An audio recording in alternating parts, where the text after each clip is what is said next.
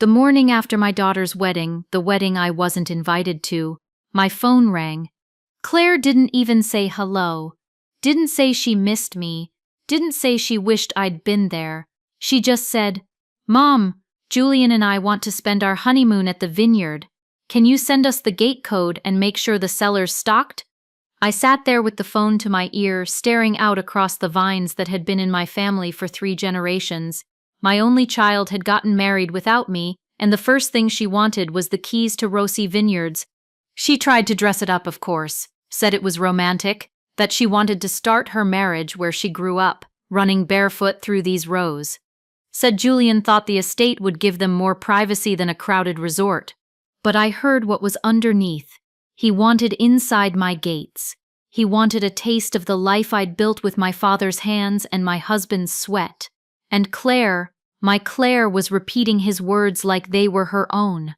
I smiled into the phone and told her not to worry. I'd take care of it.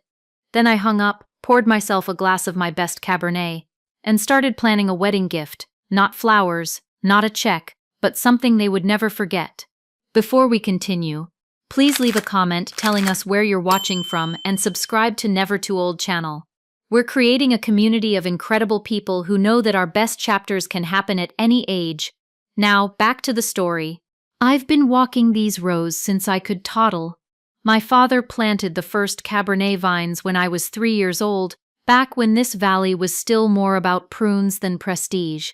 Antonio and I expanded the vineyard when we married, 40 acres that now produces some of the finest wine in Napa Valley, worth $15 million according to the last appraisal. Not that I'd ever sell. The house sits at the center of it all, built from Sonoma fieldstone with wide terraces that catch the morning light. Antonio designed it himself, sketching plans on napkins at the kitchen table while Claire did her homework. She was maybe 8 then, always underfoot during harvest, her small hands stained purple from helping sort grapes. Those were the good years. Claire would spend entire summers here, learning to identify each varietal by smell alone. We'd sit under the old oak tree after dinner, sharing a glass of wine, well, grape juice for her, while I told stories about her grandfather's early struggles with phylloxera and drought. She loved those stories then, called herself the Grape Princess, and announced to anyone who'd listen that she'd run Rossi Vineyards someday. But somewhere along the way, Claire decided the city suited her better. She got her marketing degree and took a job in San Francisco, visiting less and less. Still loved the vineyard, she said, just preferred to love it from a distance. I understood. Not everyone's built for the long days and dirt under the fingernails that grape growing requires. What I didn't understand was Julian. The first time she brought him home, he arrived carrying a bottle of 2015 Barolo Giacomo Conterno, which retail for about $300. "I thought we should drink something worthy of the occasion," he said, that smooth smile never wavering as he surveyed my kitchen like he was appraising it. He was handsome in that careful way some men cultivate: silver at the temples, perfectly pressed shirt, Italian leather shoes that had never seen honest dirt.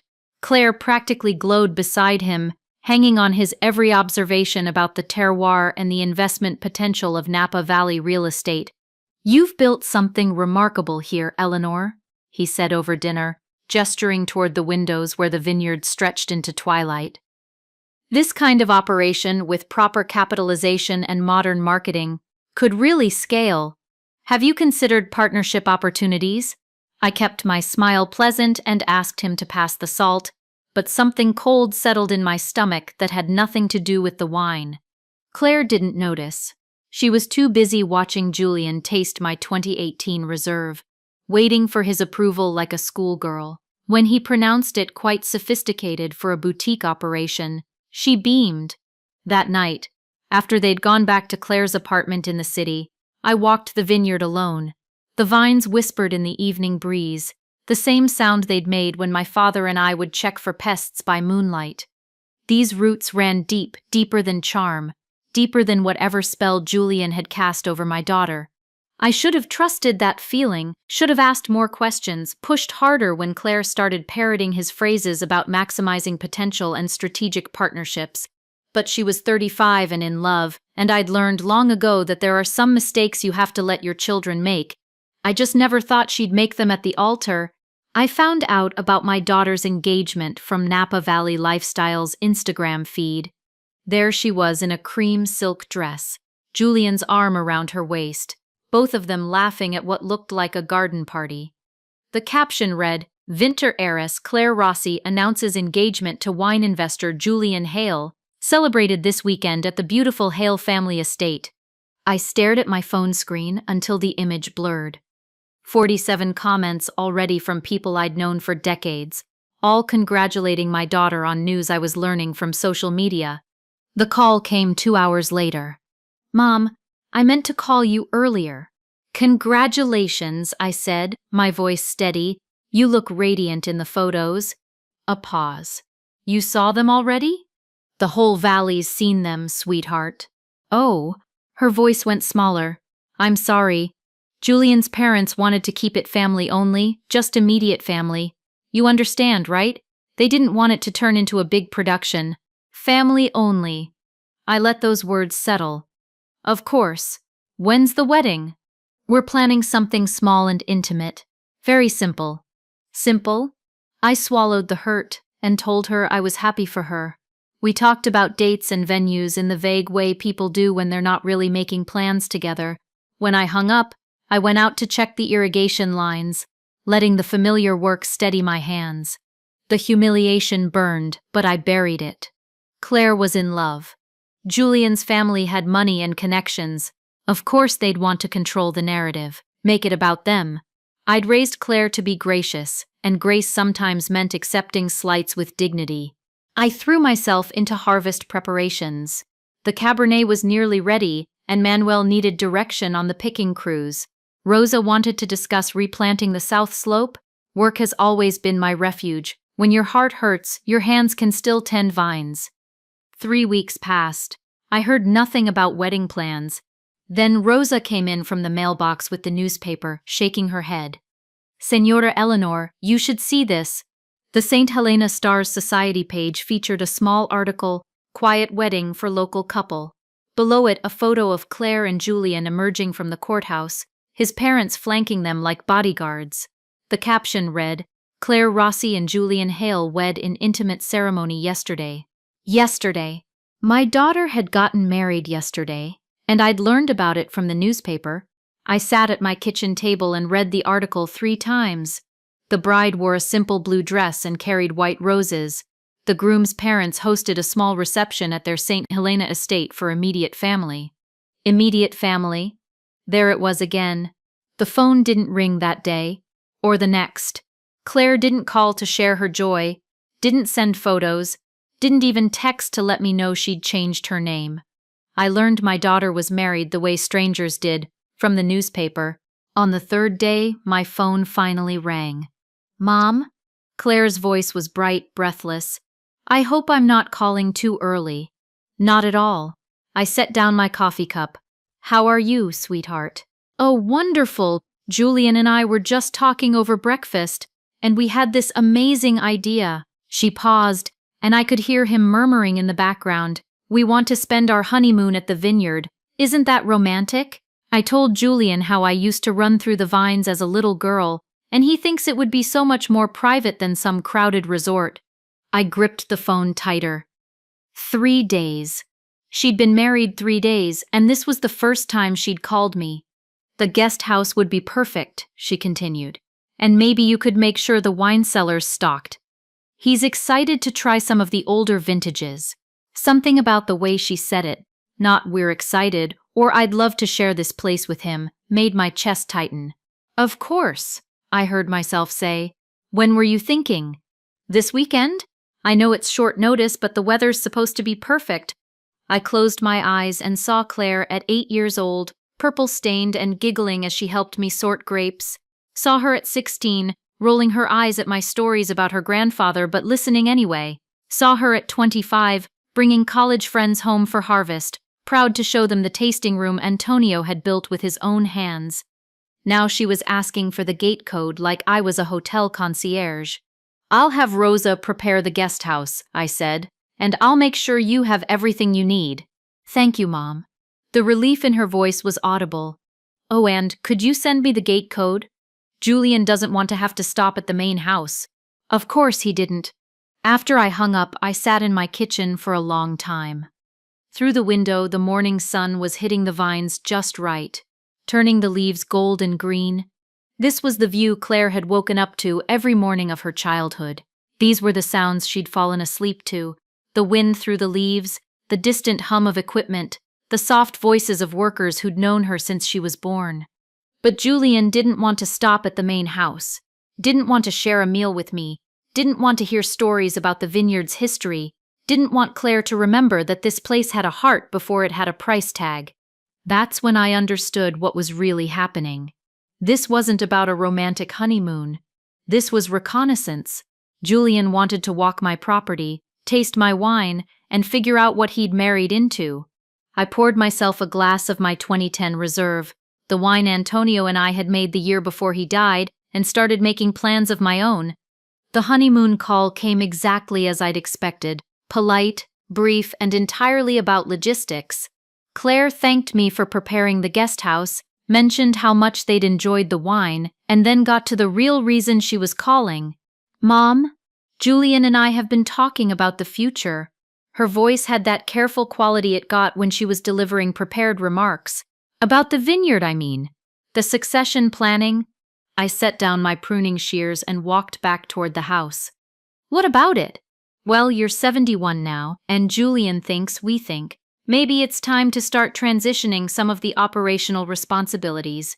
Nothing major, just paperwork, really. If the vineyard was in my name, we could attract investors, expand the operation, take it global." The words tumbled out like she'd rehearsed them. Probably had, with Julian coaching her from across their hotel room or wherever newlyweds went to plot taking over their inheritance. "The vineyard's doing fine as it is," I said. I know. But Julian has connections with distributors in Europe, and his family has experience with agricultural investments. They think Rossi Vineyards has incredible potential." They think. His family. Julian has connections. In 3 minutes of conversation, my daughter had managed to not express a single opinion of her own. "What exactly are you proposing?" "Just a transfer of ownership.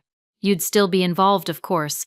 Still live in the house, still oversee the day-to-day operations, but on paper, legally, it would be mine. Our accountant says it makes sense for tax purposes." Our accountant. They'd been married a week and already had a joint accountant. "I'll think about it," I said. "Really? Oh, that's wonderful. Julian will be so pleased. He says you're being very forward-thinking about this." After I hung up, I walked out to the oak tree where Claire and I used to sit during summer evenings. The trunk was scarred now from decades of wind and weather, but its roots ran deep enough to find water even in drought years. Julian called it forward-thinking when I considered handing over 3 generations of work to a man I'd met 4 times. Over the next month, the calls became more frequent. Claire would mention how complicated the vineyard's finances were, how much work I was doing that could be simplified with proper management. She'd drop Julian's name into every conversation. Julian thought this. Julian suggested that. Julian knew someone who could help. But it was what she stopped doing that told me everything. No more surprise visits on weekends. No more calls just to chat about my day or hers. No more questions about the harvest or the new plantings or the stories I used to tell about her grandfather. I was in the kitchen, cleaning up after the harvest dinner Rosa had prepared for the crew, when I heard Claire's voice drifting from the upstairs bathroom. She was on the phone, speaking louder than usual, probably had it on speaker while fixing her makeup. I shouldn't have listened. Should have turned on the faucet or made noise to give her privacy. But something in her tone made me freeze with a wine glass half dried in my hands. "Julian? Sorry, I'm putting you on speaker. I'm touching up my lipstick. How's it going with your mother?" His voice was crisp, businesslike. "She's being stubborn about the deed transfer. I've tried everything you suggested, the tax benefits, the expansion opportunities. She just keeps saying she needs time to think." A pause. "We don't have time, Claire. My investors are getting impatient. They want to see movement on this by December, or they're walking." "Investors?" I gripped the phone tighter. I know, but she's not stupid, Julian. If I push too hard, she'll get suspicious. Then don't push. Just remind her how much work this place is for someone her age. How isolated she is out here. Maybe it's time to start talking about assisted living options, somewhere closer to the city where you can keep an eye on her. My blood went cold. I don't know if I can do that. It feels wrong. It's not wrong, it's practical. Look, Claire, your mother had her turn running this place. Now it's ours. She can either be part of the transition or she can be an obstacle to it, but either way, the vineyard is going to be ours. You're right. It's just, she's my mother, and I'm your husband. Who matters more? The silence stretched long enough that I thought they'd hung up. Then Claire's voice, smaller now. You do, of course you do. Good. Now I've been thinking. Maybe you should mention that voicemail from your cousin in Portland, the one about her mother-in-law's fall. Really emphasize how dangerous it is for elderly people to live alone in these big properties. Julian, I don't have a cousin in Portland. You do now. Use your imagination, sweetheart.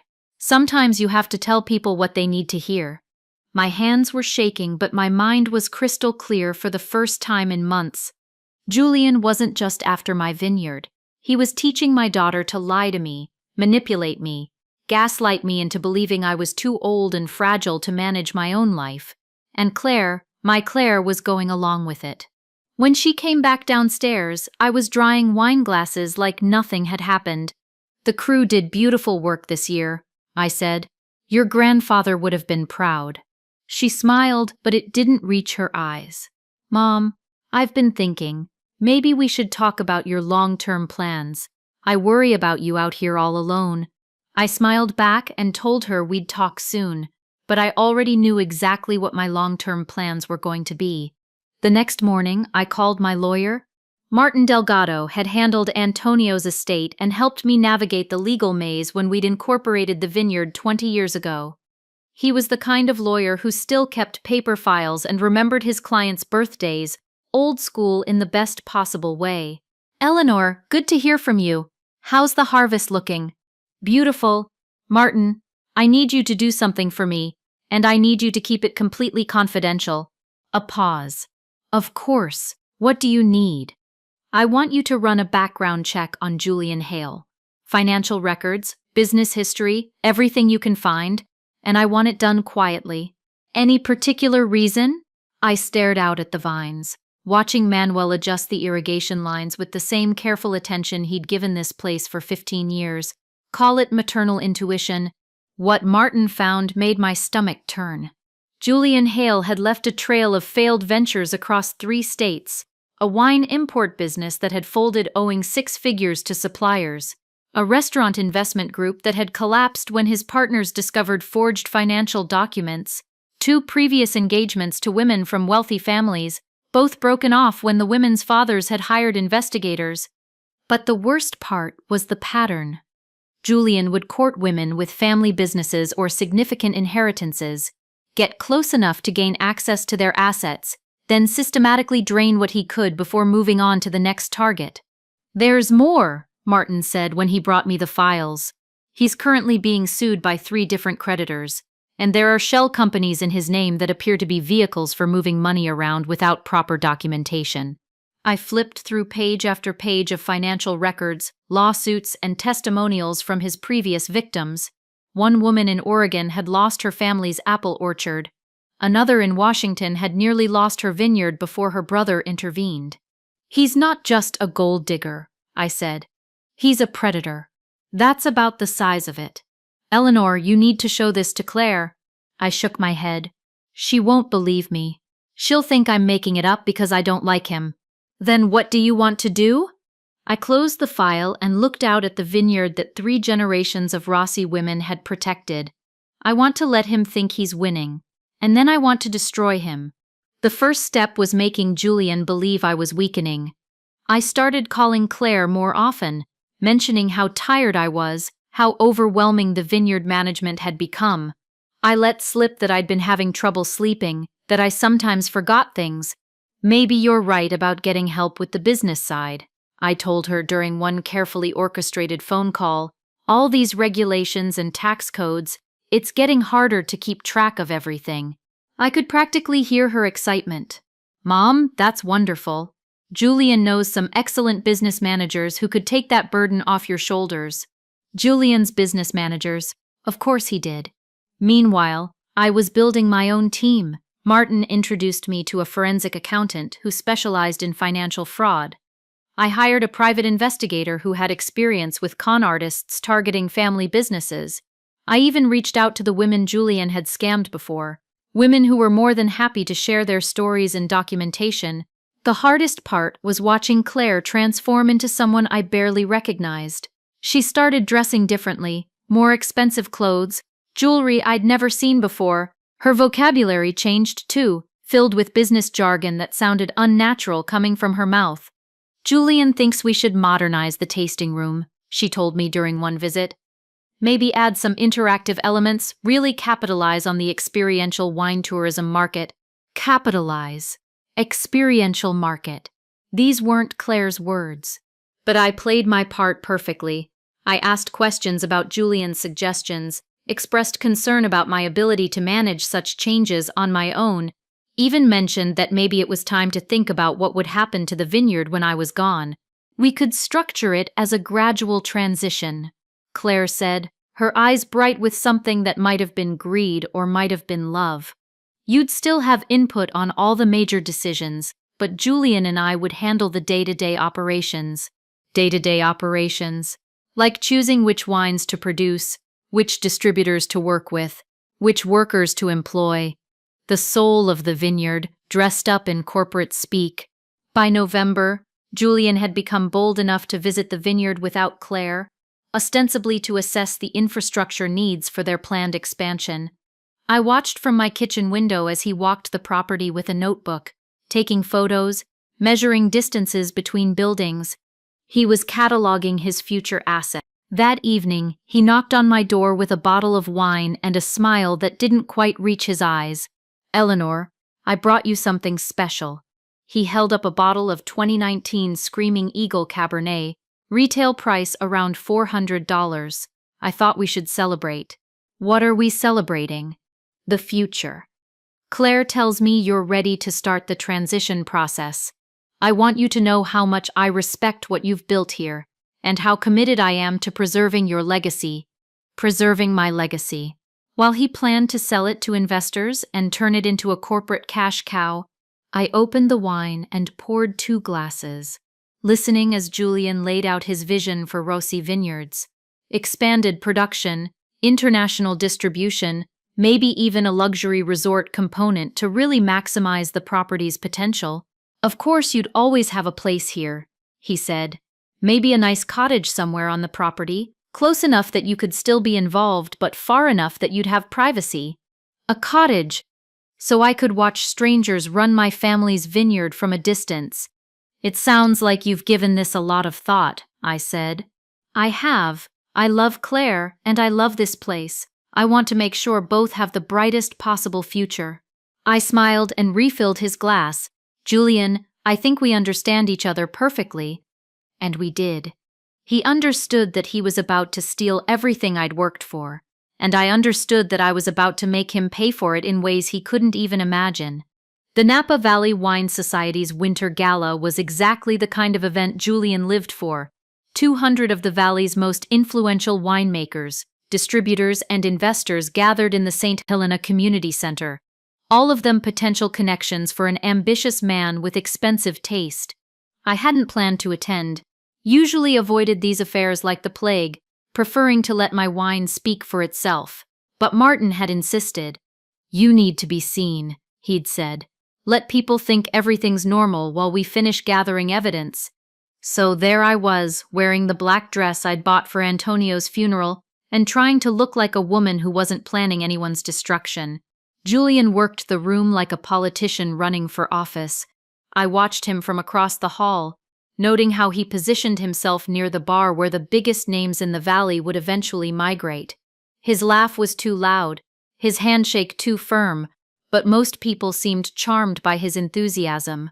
Claire hung on his arm in a red dress that probably cost more than Manuel made in a month. She was introducing Julian to everyone who'd known her since childhood, legitimizing his presence with her family connections. Eleanor Rossi.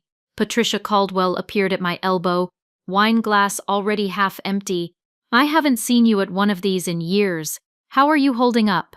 Patricia owned the vineyard adjacent to mine, and had been asking pointed questions about my succession plans ever since Julian had started showing up at industry events.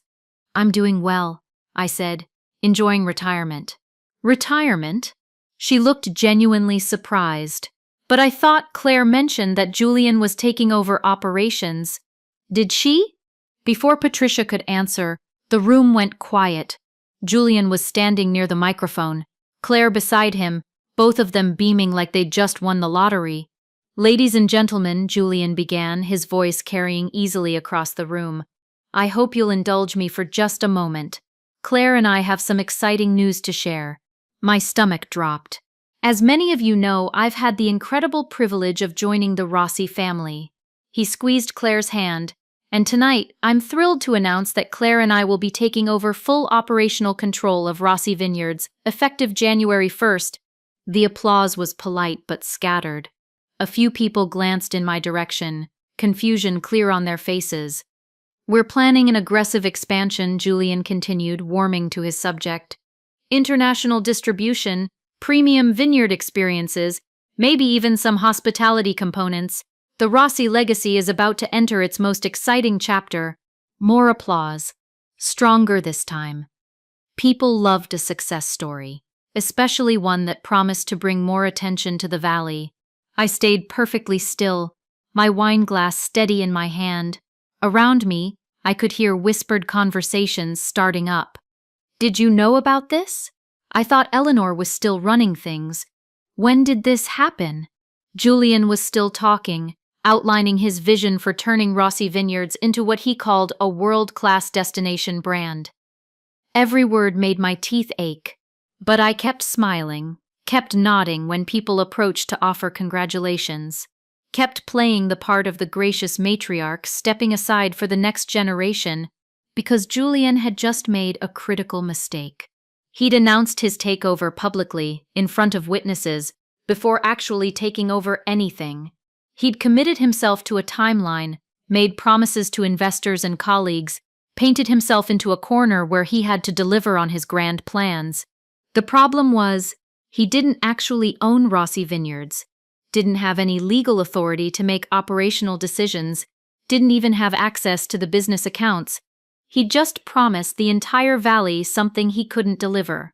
When the speeches ended and the crowd began to disperse, Julian and Claire made their way over to me.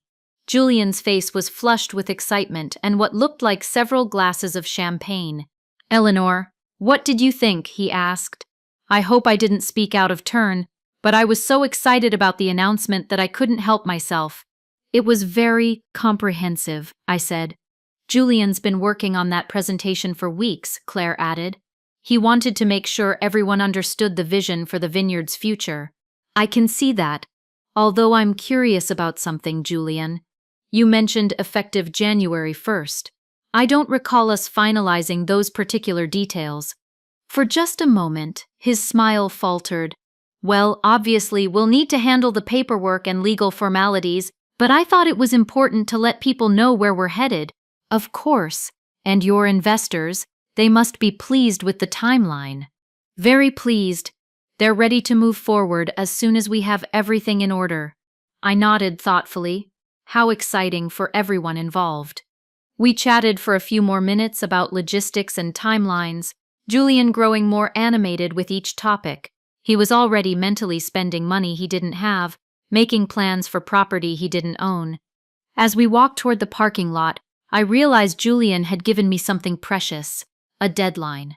He'd publicly committed to taking over my vineyard by January 1st, which gave me exactly 5 weeks to destroy him. 5 weeks to make sure that when January 1st arrived, Julian Hale would have nothing left to take over. The legal letter arrived on a Tuesday morning, delivered by certified mail with the kind of formality that's meant to intimidate. Notice of Capacity Evaluation Request, read the letterhead from Morrison, Burke & Associates, a law firm I'd never heard of but whose address placed them squarely in Julian's orbit. Rosa brought it to me while I was testing soil samples in the lab. Her face was tight with worry as she handed over the thick envelope. "This doesn't look good, Senora Eleanor." She was right. The letter, written in the bloodless language lawyer's favor, suggested that concerned family members had raised questions about my ability to manage complex financial decisions. It recommended a cognitive evaluation to ensure the well-being of all parties involved. Julian's signature was nowhere on the document, of course, but his fingerprints were all over it. I set the letter aside and went back to my soil samples. Let Julian play his games. I had work to do. The second wave came through industry whispers.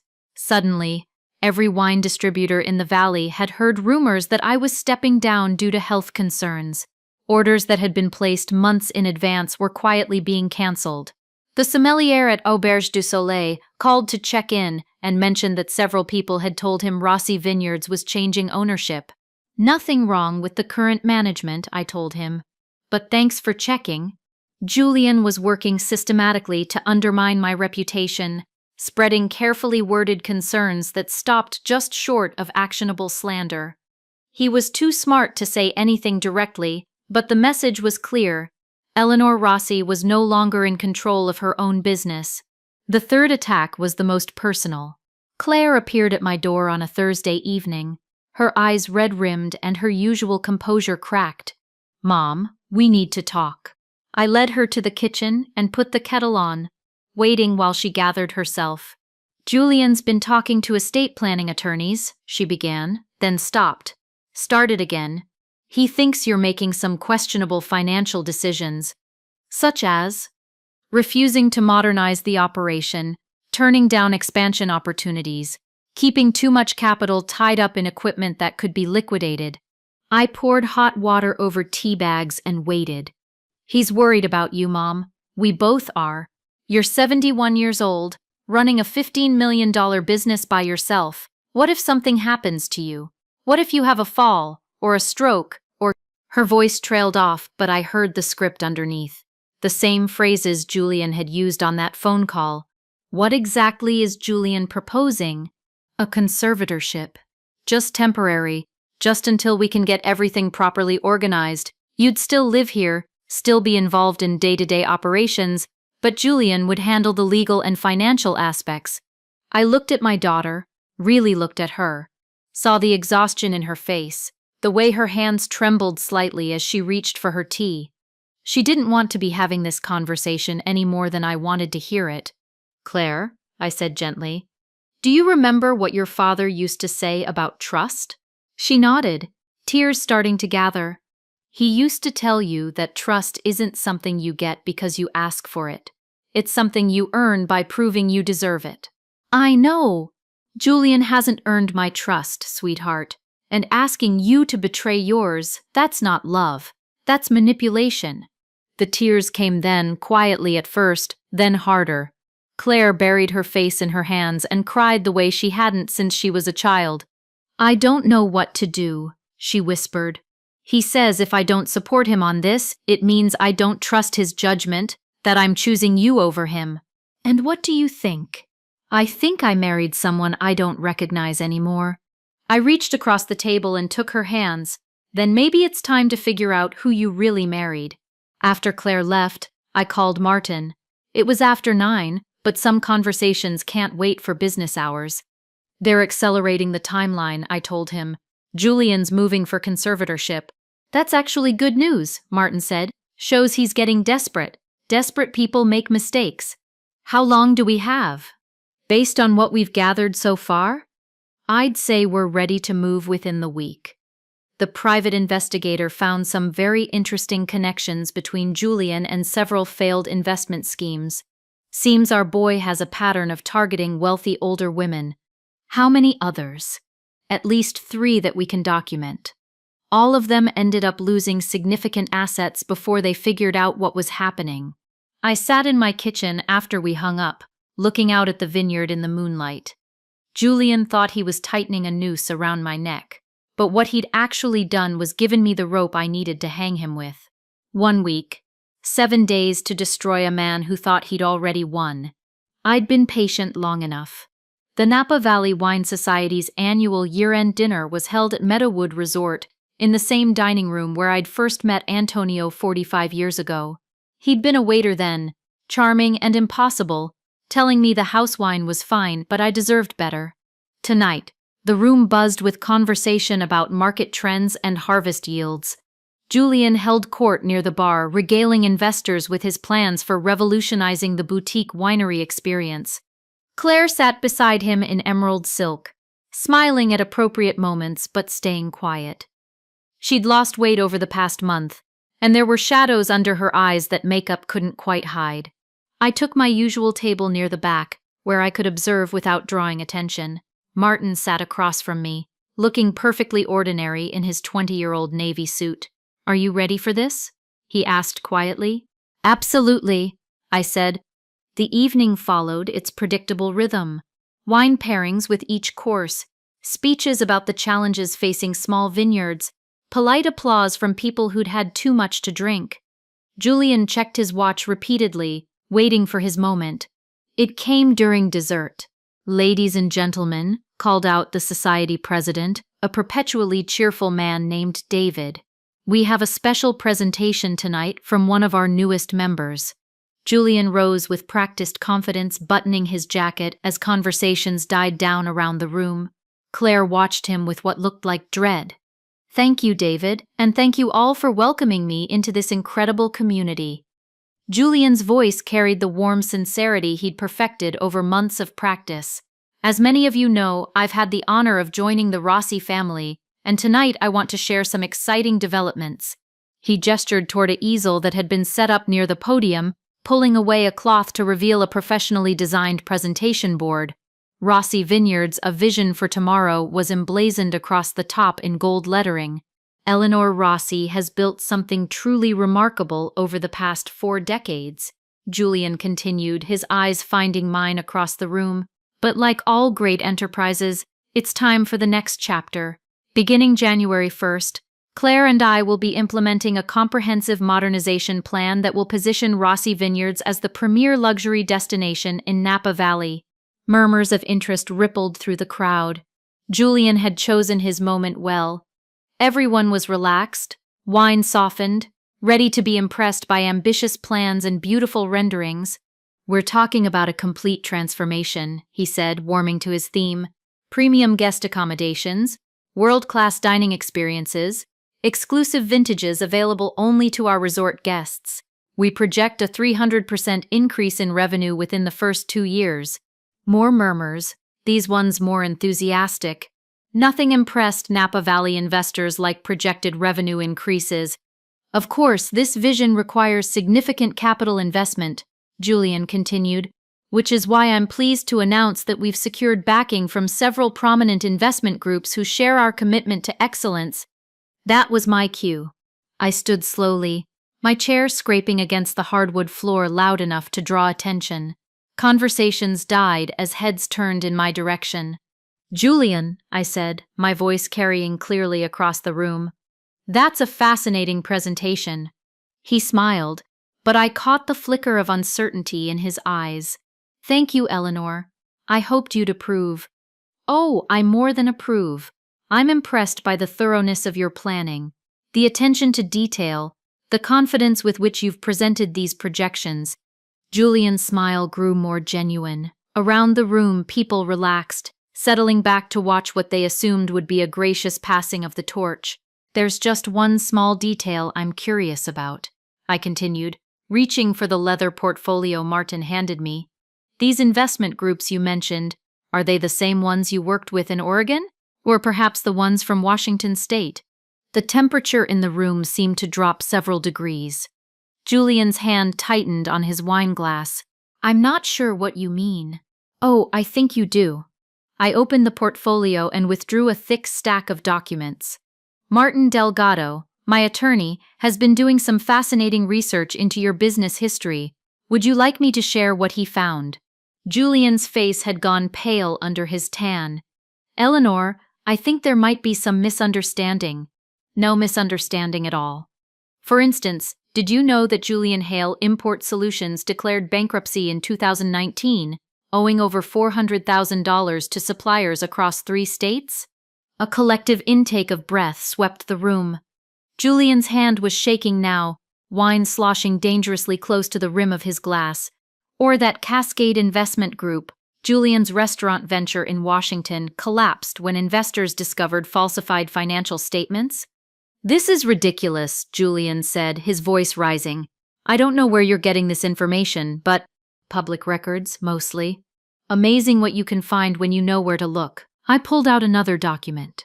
But my favorite discovery was this restraining order, filed by Patricia Morrison of Morrison Family Vineyards in Oregon. Apparently, Julian, you convinced Patricia's daughter to sign over power of attorney, then attempted to sell the family vineyard to cover your gambling debts. The silence in the room was absolute now. Julian looked like a man watching his execution. The really fascinating part, I continued, is the pattern.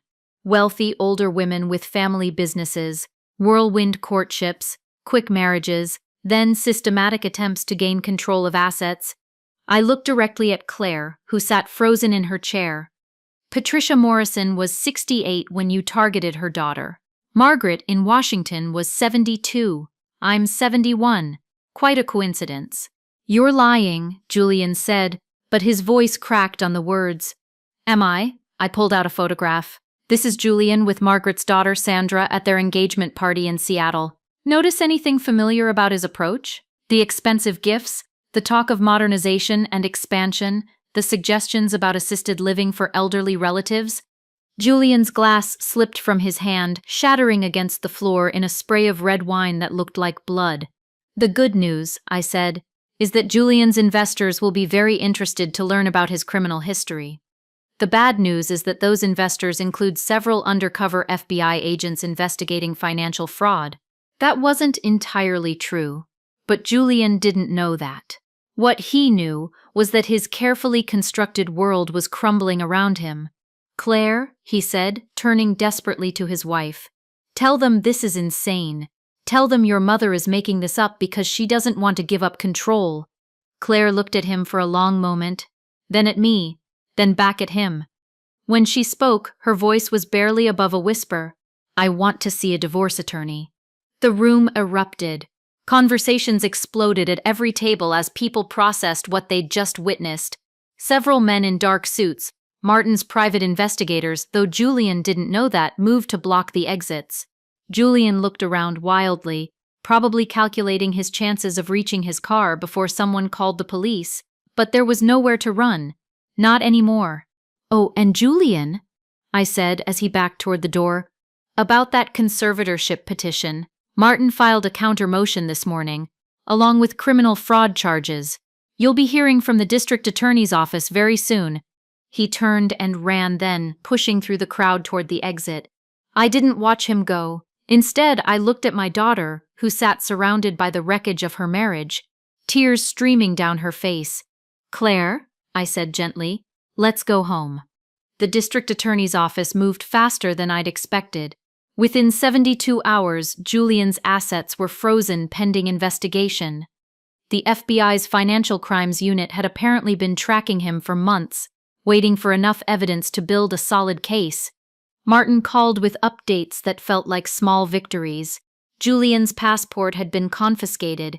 His bail was set high enough that even his family's money couldn't cover it easily. 3 more victims had come forward, including a widow in Colorado who'd lost her cattle ranch to his schemes. He's looking at 15 to 20 years, Martin told me over coffee in my kitchen. The federal charges alone are enough to put him away for a long time. The hardest part was watching Claire pick up the pieces. She moved back to her apartment in San Francisco, filing for divorce and an annulment simultaneously. Her lawyer, Martin's recommendation, was optimistic about protecting her assets, since the marriage had been so brief and Julian's fraud so well documented. But legal protection couldn't heal the deeper wounds. I feel so stupid, she told me during one of our phone calls. How could I not see what he was doing? He was very good at what he did, I said, And he told you exactly what you wanted to hear. That's what makes it worse. Some part of me knew, Mom. Some part of me knew he was using me, but I wanted to believe in the fairy tale so badly that I ignored every red flag. I understood that feeling better than she knew.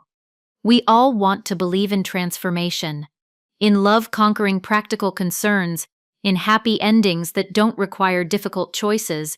Spring arrived early that year, and with it came Claire's first visit to the vineyard since Julian's arrest. She looked thinner but somehow more solid, like pruning had revealed her true shape. "The vines look good," she said, walking beside me through the rows where she'd played as a child. She stopped beside a young vine I'd planted the year she was born, now thick-trunked and heavy with promise. "Mom, I owe you an apology. I let him convince me you were getting old, losing your edge. I let him turn me against you because it was easier than admitting I'd made a mistake." She touched one of the vine's emerging leaves. "You were right about everything. I nearly lost everything you, Dad, and Grandpa built." I handed her the pruning shears I'd been carrying. "The vines are strong, sweetheart. They just need care, just like us." She took the shears and considered the vine for a moment, then made a clean cut to remove a wayward branch. Her technique was perfect. I'd taught her well all those years ago. "Can I help with the harvest this year?" she asked. "I mean really help, not just show up for photos. I want to learn the business properly, from you." "I'd like that very much." That evening, we sat under the old oak tree with glasses of the wine Antonio and I had made together, the wine that had sustained me through Julian's siege. Claire asked questions about yields and soil composition, about weather patterns and harvest timing. Real questions, the kind that showed she was finally ready to see the vineyard as more than just a pretty backdrop for her childhood memories. "Julian thought he could charm his way into Rossi Vineyards," I said as the sun set behind the western hills. "But deep roots don't let go that easily." Claire raised her glass. "To deep roots." "To deep roots," I agreed. So, that's my story. I'd love to hear what you think. Should I have told Claire about Julian's fraud history the moment I discovered it? Or was I right to let her make her own mistakes first? Let me know in the comments and subscribe for more stories like mine.